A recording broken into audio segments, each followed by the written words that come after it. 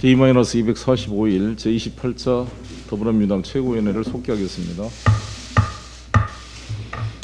네, 모두 발언입니다. 송영길 당대표의 발언이 있겠습니다.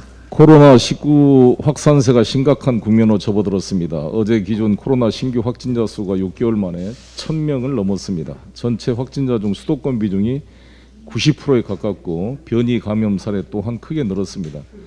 특히 예방접종 비율이 상대적으로 낮고 활동량이 많은 20, 30대 젊은 층의 감염 비율이 급증하고 있어 매우 우려스럽습니다.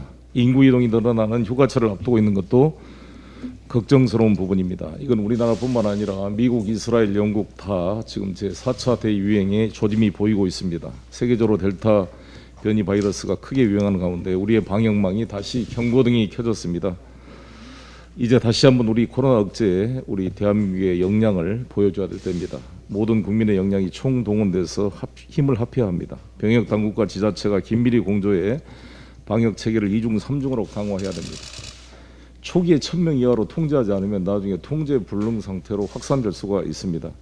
고위험 시설을 집중적으로 점검하고 방역 지침 위반 사례에 대해서는 무관용의 원칙으로 강력하게 처벌해야 할 것입니다. 아울러 확진자가 급증한 수도권 지역의 거리 두기를 선제적으로 강화하는 방안도 적극 검토해야 될 것입니다.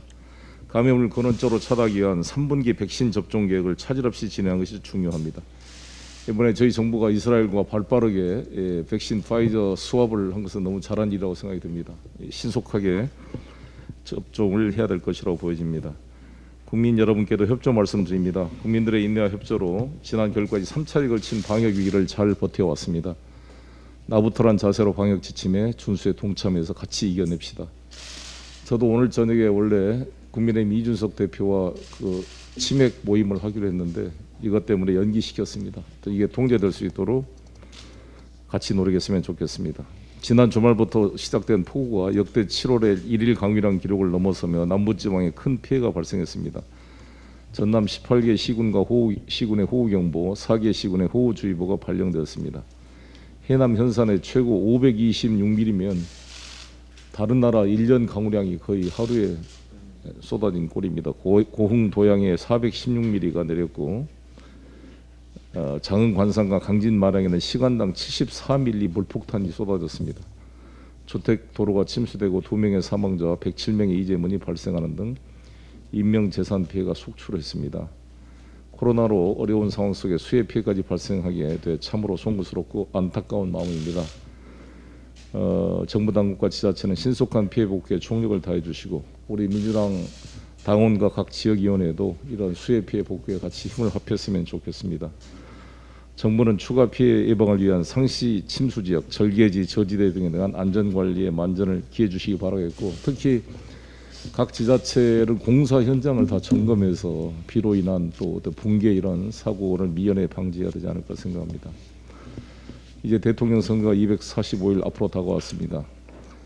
저는 늘 말씀드리지만 내년 3월 9일 오후 6시 대통령 선거 출구조사 텔레비전 방송이 뜰 때 우리 민주당 후보 당선 유력이라는 이 화면을 상상하며 하루를 시작하고 있습니다. 우리 지도부가 다 같은 마음일 것입니다. 다 같이 힘을 합해서 우리 국민의 마음을 다시 얻도록 정권 교체를 바라는 국민의 마음이 지금 50%가 넘는 상황인데 이들이 다시 한번 마음을 돌려서 우리 민주당에게 신임을 줄 수 있도록 저희 지도부와 우리 당원들이 최선을 다해 노력하겠습니다. 이번 대통령 후보 우리 9분 열심히 이제 8분으로 줄었습니다만 8분 열심히 하고 있습니다. 저희 민주당의 강점은 공정하게 경선에 참여하고 결과에 승복해서 원팀을 만드는 것입니다. 저희 민주당이 여러 가지 선거 과정에는 항상 후보들 진영 간에 논란이 있지만 잘 통합시켜서 공정한 경선 승리, 경선을 관리하고 우리 유능한 후보를 선출할 수 있도록 노력하겠습니다. 오늘 저녁 우리 민주당의 자랑스러운 8분의 후보님들께서 정책 언팩쇼를 진행합니다. 모든 후보들이 한자리에 모여 자신의 정책과 비전을 제시하고 평가받는 자리입니다. 정당 역사상 유례가 없는 일입니다. 고용주의자 면접관인 우리 국민들이 가장 잘 준비된 대통령 취업 준비생을 선택할 수 있도록 이후 경선 일정도 만전을 기하도록 하겠습니다.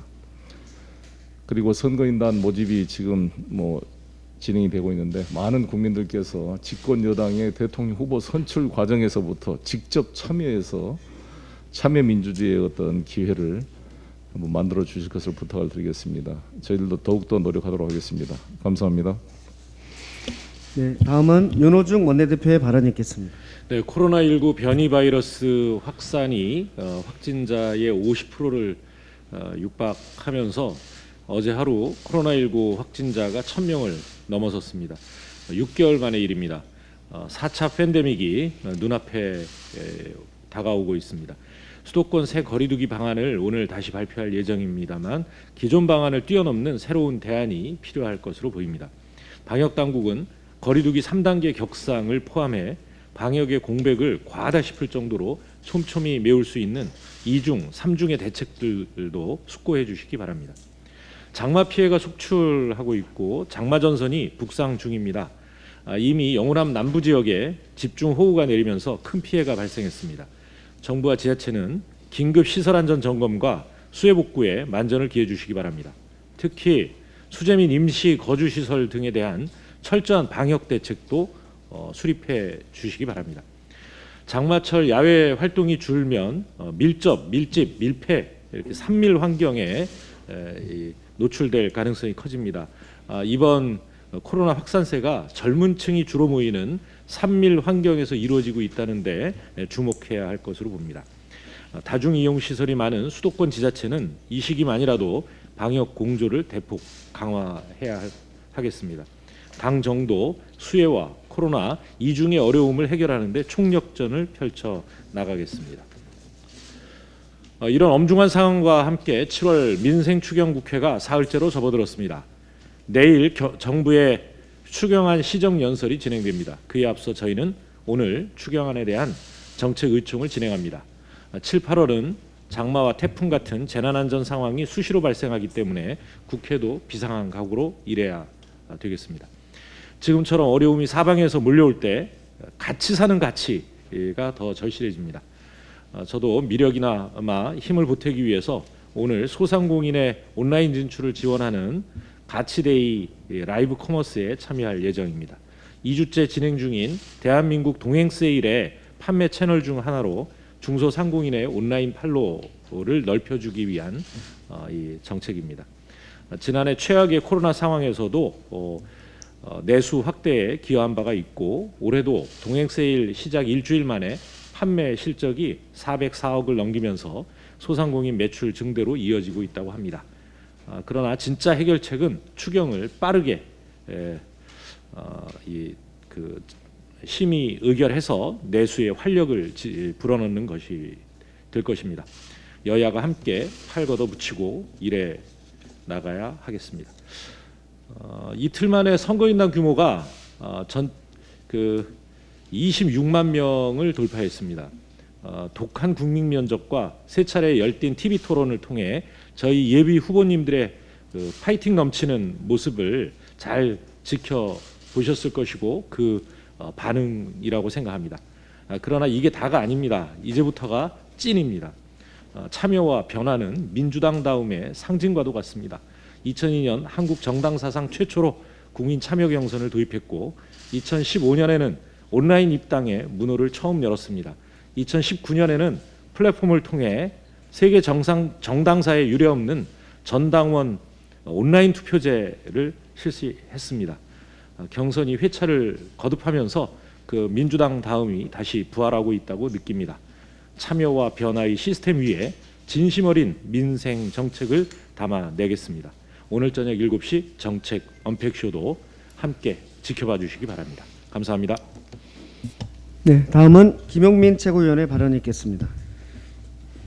포항 가짜 수산업자 사기 사건은 검찰, 조선일보, 국민의힘 카르텔로 비화되고 있습니다. 가짜 수산업자 김 씨는 존재하지 않는 오징어 판매 대신에 부장검사, 조선일보 논설위원, TV조선 앵커, 국민의힘 전현직 의원 인맥을 팔아서 사기 행각을 벌였습니다. 조선 미디어를 중심으로 보수 정치 세력과 정치 검찰이 모두 등장하는 그들만의 진짜 부패 완판을 보게 될 것 같습니다. 경찰 수사는 속도를 내고 있습니다. 사상 처음 부장검사실에 대한 경찰 압수수색도 있었습니다. 현직 부장검사와 경찰서장, 윤석열 전 검찰총장의 대변인이었던 조선일보 논설위원, TV조선 앵커 등 4명이 입건됐지만 김씨 사기 행각의 끝에 누가 있을지 다 알 수 없습니다. 이들을 연결해준 국민의힘 소속 유력 정치인들은 속속 드러나고 있습니다. 김무성 전 의원, 주호영 의원은 김씨 인맥의 중간다리 역할을 했습니다. 포항이 지역구인 김정재 의원과 홍준표 전 대표 등도 경찰 수사를 앞두고 김씨를 만났던 사실을 고백하고 있습니다. 김무성 전 의원과 주호영 의원은 아직 참고인 신분이지만 언제든 피의자 신분으로 전환될 수 있을 것 같습니다. 국민의힘 소속 유력 정치인들의 유착 의혹을 넘어 국민의힘이 모셔오려고 하는 대통령 후보 윤석열의 측근의 입건까지 됐습니다. 여기에서 그치지 않고 이준석 대표는 공정과 능력주의를 강조하면서 정작 본인의 군복무 특혜 시비에 명쾌한 답을 내놓지 못하고 있고 수사를 받는 상황이 되었습니다. 국민의힘이 부패하고 불공정한 세력이라는 의구심이 점점 현실로 드러나고 있는 것 같습니다. 상황이 이처럼 다급해지자 국민의힘은 또다시 아니면 말고식으로 터무니없는 의혹을 제기하고 있습니다. 국민의힘은 김재원 최고위원이 2018년 신년 특별 사면에 김 씨가 포함된 데 대해 청와대 민정수석실을 확인해 봐야 한다라는 주장을 하고 있습니다. 그러나 당시 김 씨는 현재 지금 재판 중인 116억 원 상당의 특경법 위반 혐의가 아니라 1억 5천만 원 상당의 일반 사기죄로 구속된 상태라 사면 기준에 부합했습니다. 2018년 법무부는 살인, 강도, 조직폭력, 성폭력 범죄, 뇌물수수 등을 제외 범죄에 해당하지 않는 일반 형사범 6,396명을 특별 사면한다고 발표했고 이 가운데 형기의 3분의 2 이상을 복역한 831명은 남은 형의 집행을 면제해줬습니다. 수산업자 김 씨는 형기 3분의 2 이상을 복역해 남은 형의 집행이 면제된 831명 중 1명이었던 것입니다. 사정이 이러함에도 불구하고 의혹 같지도 않은 의혹을 제기하는 김재원 의원의 태도는 국민의힘의 조급함을 여과없이 드러내고 있는 것으로 보입니다. 한편 김 씨는 지난 3월 김무성 전 의원과 이모 부장검사에게 입을 다물겠다, 힘을 달라라는 편지를 보내 구명운동에 나서달라라고 했다는 보도까지 나왔습니다. 국민의힘은 무책임한 정치 공세에 나설 때가 아니라 자당의 전현직 국회의원을 대상으로 한 금품 로비 의혹부터 해명해야 합니다. 이런 부패와 비리 의혹이 너무 많아 부동산 전수조사가 두려웠을 것이라는 게 이해가 됩니다.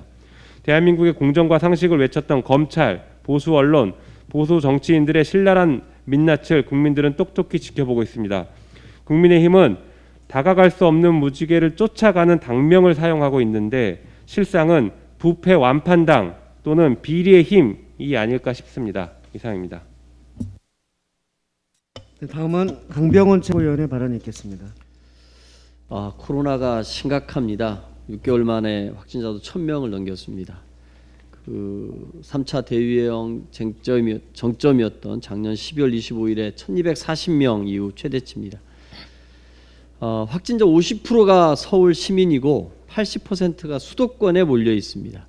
인천 초등학교에선 20여 명이 집단 감염돼 가지고 학생, 학부모와 교사 등 3,000여 명이 전수검사를 받았습니다. 현대백화점 무역센터점은 식품관에서 발생한 확진자로 인해 오늘 내일 휴점을 결정했습니다. 국회에서도 어제 하루 동안 2명이 확진됐습니다. 국회도 비상입니다. 이 심각한 수도권 확산세를 어떻게 잠재워야 될지 방역 당국은 모든 지혜를 모아야 되지 않을까 싶습니다. 이미 정부는 이 수도권 방역 안정을 위해서 지자체 자율 접종을 다음 주 13일부터 조기 시행하기로 결정을 했습니다. 그래서 서울시에 20만 명분의 백신을 우선 배정하기로 했습니다. 유동 인구가 많은 지역, 대면 접촉이 많은 직종 등에 우선 접종하기로 한 만큼 지자체에서도 자율 접종 준비에 만전을 기해야 할 것입니다. 독한 방역 지침이 필요한 때입니다. 한순간의 방심도 우리 국민 모두의 건강과 생명을 위협할 수 있다는 사실을 잊지 않아야겠습니다. 몇 지자체에서 유흥업소 영업시간 완화를 골자로 한 지자체 자율 거리두기를 시도를 하고 있고 또 예산 승인 없이 자가진단 키트 사업을 시행하는 등 방역당국과 엇박자를 냈습니다. 결코 바람직한 모습이 아니라고 생각합니다. 특히 수도권 확산세 저지를 위해선 유흥업소 등 젊은이들이 많이 모이는 곳에 대한 방역을 강화하는 것이 우선이라고 생각합니다. 전문가들 또한 백신 접종은 고위험군 사망률을 줄인 효과가 나타나고 있기 때문에 수도권 확산을 반드시 방역 강화로 저지해야 한다고 말합니다. 4차 대유행으로 번지느냐 확산을 꺾느냐 중대한 고비에 처해 있습니다. 현재 방역 지침이 한 주 더 연장됩니다. 국민 여러분께서도 확산세가 꺾일 수 있도록 경각심을 가지고 더욱 철저하게 방역에 힘써 주시기를 부탁드립니다. 감사합니다. 다음은 백혜련 최고위원의 발언이 있겠습니다. 윤석열의 처가 리스크가 점점 현실화되고 있습니다. 장모의 구속에 이어서 오늘은 윤석열의 부인 김건희 씨에 대해 김건희의 번번이 대박을 안긴 건호수 회장 도이치모터스와 수상한 증권거래 또 있었다는 일부 언론 보도가 있었습니다. 건호수 회장이 신주 51만여 주를 2012년 김건희 씨에게 헐값에 장에 매도했고 김건희는 이를 단 8개월 만에 사모펀드에 팔아 82%의 수익률을 거두었다는 내용이었습니다. 윤석열 전 총장이 계속해서 공정과 상식을 언급하면서 장모 구속 사건의 유체이탈 합법으로 본인과 상관없는 일처럼 얘기하고 있어서 몇 가지 공식적으로 묻겠습니다. 윤석열 총장이 검사 시절 사건 관계인에게 물었다면 이것보다 더했으면 더했지 덜했으리라고 생각하지 않기 때문에 묻겠습니다. 검사 윤석열은 2012년 3월 김건희 씨와 결혼했습니다. 2012년 9월 윤석열 전 청장의 장모는 의료법인 설립에 필요한 부동산 매매 계약을 체결했습니다. 의료법인은 장모의 이름과 동업자의 이름에서 한 글자씩 따서 승은의료재단이라고 지었고 2012년 11월 장모와 동업자를 공동이사장으로 하는 의료재단 설립 허가를 받았습니다. 그리고 이듬해인 2013년 2월 장모는 요양병원을 개설하였고 사의를 행정원장으로 임명하였습니다. 여기서 첫 번째 질문입니다. 윤 총장은 장모가 의료법인을 설립한 것을 2012년에 알았습니까? 장모가 의료재단의 이사장, 동서가 행정원장이 된 것을 당시에는 알지 못했습니까? 사위가 장모의 이름까지 딴 의료법인 설립 사실을 몰랐습니까? 2014년 5월 장모는 이 사건 의료재단 및 병원의 운영에 관여한 바 없다는 내용의 민형사상 책임 면제 각서를 받았습니다. 2014년 7월 14일 보건복지부와 건보공단은 행정조사를 실시했습니다.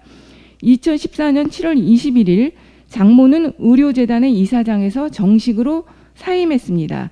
2014년 10월 보건복지부는 요양병원을 수사 의뢰했습니다. 두 번째 질문입니다.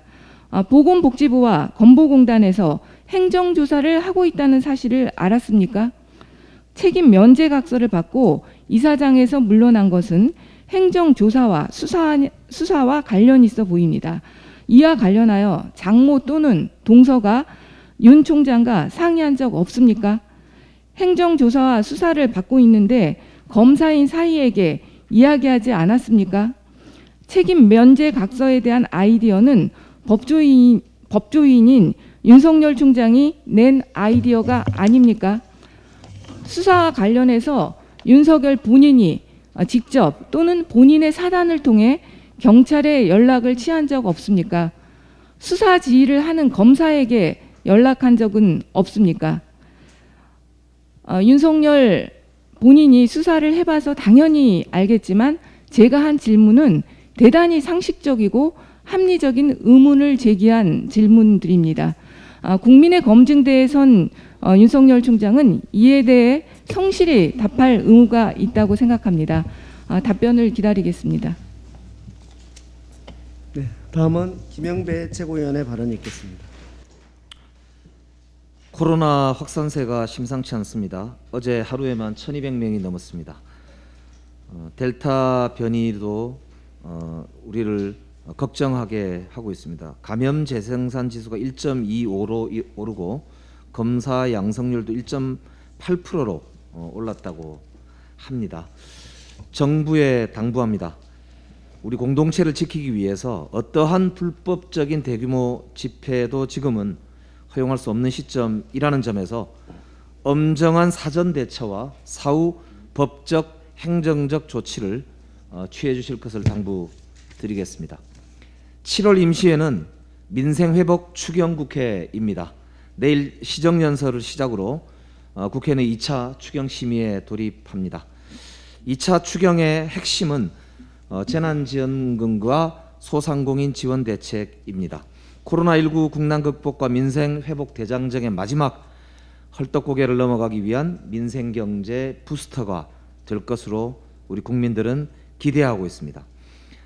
더불어서 성실히 방역에 협조해 주신 우리 이웃 소상공인의 손실을 지원하는 한편 기존 피해에 대해서 지원하는 희망회복자금 등 이중 안전망을 두텁게 마련한 만큼 꼭 약속대로 여야가 합의대로 23일까지 추경안이 처리되어야 할 것입니다. 그래야 국민과 민생에 희망을 주는 마중물이 될 수 있을 것입니다. 다만 쓸 때 제대로 써야 합니다. 이제 결단의 시간입니다. 공이 국회로 넘어왔습니다. 민주당은 오늘 정책의총을 엽니다. 당내에 여러 가지 의견이 있고 논쟁이 있습니다. 전국민 재난지원금을 주자 혹은 좀 더 집중된 계층에게 지원을 하자 이런 의견들이 있습니다. 저는 사실상의 전국민 재난지원금을 주는 것으로 조정안을 한번 검토해보면 어떨까 싶습니다. 복잡하게 설계되어 있는 상생 캐시백 자금이 현재 정부안으로 봐도 1조 1천억이 됩니다. 이 부분을 전 국민에게 돌려줄 수 있는 방안을 마련할 수 있다고 생각합니다. 저소득층에게도 일부 더 드리면서 동시에 최상위 계층에게도 10만 원 정도씩 더 드릴 수 있는 자금이 아닌가 싶어서 민생 경제의 마중물이 되고, 두 번째는 하후 상박의 원칙을 지키면서 세 번째는 전 국민과 함께 할 수 있는 그런 효과를 누릴 수 있는 제3의 안으로 한번 함께 논의해보면 어떨까 제안을 드립니다. 민주당 대통령 후보 경선에 대박 조짐이 보이고 있으면서 대선 전국에 지각 변동을 예고하고 있습니다. 오늘 아침까지 이틀 만에 약 25만 8천 명의 국민이 우리 민주당 대통령 후보 경선인단에 함께해 주셨습니다. 정말로 감사하다는 말씀드립니다. 민주당 대통령 후보를 직접 선출하고자 참여해 주시는 우리 국민 여러분 한 분 한 분의 집단 지성이 모여서 새로운 내일의 대한민국을 활짝 여는 그런 열쇠를 만들 수 있다고 생각합니다. 그런데 벼란간 남의 집 담벼락에서 떨어진 낙과 두 개를 주워다가 자신의 집 제사상에 올리려고 하는, 그것도 그 낙과가 멀쩡한지 어디 흠집이 없는지 제대로 검증도 안 된 낙과를 자신의 집 제사상에 올리려고 하는 그런 정당과는 아주 선명한 대조가 되고 있다, 이렇게 자부하고 싶습니다. 뜨겁게 내리쬐는 한여름의 떼약볕을 이겨내고 탐스럽게 연근 민주당의 대통령 후보를 시원한 바람이 부는 그런 가을에 선보이려고 합니다. 국민 여러분 함께해 주시고 기대해 주시기 바랍니다. 이번 주 일요일까지 1차로 우리 선거권이 있는 모든 국민은 민주당 대통령 후보 선거인단에 참여하실 수 있습니다. 코로나19를 극복하고 세계 선도국가로 우뚝 설 내일의 대한민국을 만들어 나갈 우리 민주당의 대통령 후보 경선 대장정에 우리 국민 여러분과 환상적인 콜라보를 만들고 싶습니다. 이제 시작입니다. 이상입니다. 네, 다음은 전해숙 최고위원의 발언이 있겠습니다. 백신은 백시특위 위원장이 이야기하기 전에 전부 다 해가지고 할 말이 없네. 어제 국민의힘 대권 주자인 유승민 하태경 후보가 여성가족부 폐지를 주장했습니다. 그러니까 유승민 하태경 후보가 여성가족부 폐지를 주장했습니다. 거기에 대해 이준석 대표는 대선 후보 되실 분은 여가부 폐지 공약은 되도록 제대로 냈으면 좋겠다며 호응하는 발언을 해 여가부 폐지에 힘을 보탰습니다. 2018년 미투 운동이 시작된 이후 환경이 많이 좋아졌지만 최근 공군 이중사를 비롯한 성추행, 성폭행으로 괴롭힘 받는 사회 문화는 여전히 개선되지 않고 있습니다. 문화, 체육, 예술 다방면에서 여전히 똑같은 문제가 발생하고 있는 상황에서 여가부 폐지를 운운하는 것은 적절치 않습니다. 야당 대표나 야당 대통령 후보군은 문제의식을 여성들의 성범죄에 대해서 문제의식을 못 느낀다는 겁니까? 여성가족부의 성인지 교육을 통해 양성평등의 사회를 구현하고 있는 것이 어느 때보다 필요한 시점입니다. 여가부는 N번방 사건과 같은 디지털 성범죄도 적발하고 계도하고 있습니다. 임금, 승진, 취업, 정치 참여 등 거의 모든 사회 지표상 성차별이 엄연히 존재하는 현실을 모르지 않는 분들이 이런 주장을 했다는 것은 엄연히 존재하는 현실을 왜곡하고 이대남의 분노를 정략적으로 이용하는 것일 뿐입니다. 4.7 재보궐 선거 이후 이준석 대표는 이대남 표심 잡기에 집중했습니다. 당시 이준석 대표는 SNS를 통해 격한 설전을 벌이며 공격적인 발언으로 젠더 갈등을 부추겼습니다. 우리나라는 여성 취업률과 성별 임금 격차가 OECD 국가들 중 최하위 수준입니다. 유리천장지수는 9년째 꼴찌를 기록하고 있습니다. 코로나로 직장 잃은 남성이 3만 명, 여성은 10만 명이 이루고 있습니다. 다보스 포럼의 2021년 성격차 보고서에서 한국의 성별 격차는 여전히 하위권을 밑돌았고 경제적 참여와 기회 부분에서도 매우 낮은 점수를 받았습니다. 이름에도 불구하고 이준석 대표와 국민의힘 대선 주자들이 여가부 장관은 정치인이나 대선 캠프 인사에게 전리품을 주는 자리라며 여가부 폐지를 주장하는 것은 우리 사회의 현실에는 눈을 감고 지지층 확보에만 혈안이 되어 있기 때문입니다. 여가부 폐지 공약은 양성평등 폐지 공약입니다. 성폭력 피해자 구제 폐지 공약입니다. 청소년과 위안부 할머니 보호 폐지 공약입니다. 2001년 여성부 설치는 양성평등의 가치를 외교, 안보, 경제, 복지 같은 국제적 의제들과 동일하게 다루겠다는 김대중 대통령의 국정 철학이 반영된 것입니다. 국민의힘에 이런 철학은 없고 여심과 남심을 분열시켜 정치적 이득을 보겠다는 꼼수만 있습니다. 2009년 이명박 정부 때도 여성가족부의 폐지를 추진했습니다.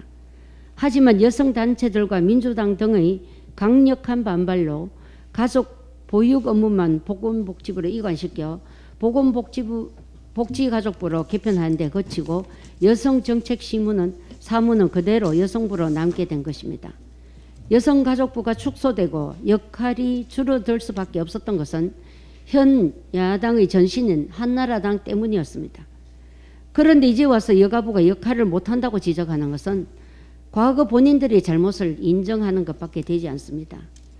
젠더 갈등을 부추겨 정치에 이용하는 것은 영원한 지역 갈등을 부추겨 국민을 편가르게 하고 분열시킨 군사 독재 정권의 지배 전략과 전혀 다르지 않은 비열한 전략이라는 사실을 깨닫기 바랍니다. 네, 다음은 이동학 최고위원의 발언이 있겠습니다. 쓰레기, 매립이 아닌 친환경 소각이 필요합니다. 생활 폐기물 직매립 금지를 규정한 폐기물관리법 시행규칙이 어제부터 시행됐습니다. 이에 따라서 2025년부터는 수도권 지역에서 생쓰레기를 땅에 묻을 수 없게 됩니다. 2018년 기준 우리나라의 쓰레기 매립률은 7.8%였고 소각률은 5.9%로 소각보다 매립이 많은 나라입니다. 일본은 소각률이 80%에 달하고 매립률은 단 1%입니다. 소각장은 1,000개가 넘게 있으며 심지어 도심 속에 시민들이 주택단지와 공존하는 소각시설도 많습니다. 냄새와 유해물질 걱정도 낮습니다. 악취는 음압시설을 통해 빨아들여 소각시설 밖으로 새나가지 않게 하며 다이옥신 등 유해가스도 집진장치와 촉매장치 등 후처리를 통해 유해물질은 거의 나오지 않도록 관리합니다. 오히려 쓰레기를 소각할 때 나오는 열 에너지로 전기와 난방열을 생산하여 지역 주민에게 나눕니다. 소각시설을 그린 뉴딜의 일환으로 사용하는 것입니다.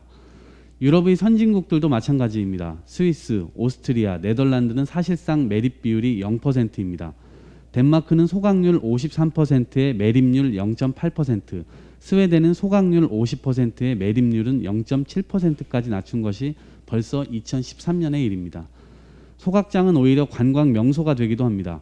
오스트리아 빈에 위치한 슈피텔라우 소각장은 연간 50만 명 이상의 관광객을 유치하고 있으며 덴마크 코펜하겐의 아마게르바케 소각장은 스키장으로 만들어져 사랑을 받고 있습니다. 이제 우리도 쓰레기 처리 방식을 바꿔야 합니다. 후진적 매립에서 벗어나 친환경 소각 정책으로 정책 대전환을 해야 할 시점입니다. 이를 위해서는 운영의 투명성 제고를 제도적으로 강구하고 국민들께 안전과 실용성에 대한 설명과 홍보가 우선되어야 할 것입니다. 더 이상 쓰레기산을 만들어서는 안 됩니다. 쓰레기산과 쓰레기 바다는 미래 세대에 대한 책임을 져버리는 것입니다. 대한민국 도심 속에 시민들이 안심할 수 있는 세계인들이 부러워할 만한 친환경 소각시설을 구축할 수 있어야만 합니다. 선진국 대열의 합류는 경제적 요소에서 나아가 친환경 정책에서도 본을 보일 때 진짜가 될 것입니다. 이상입니다.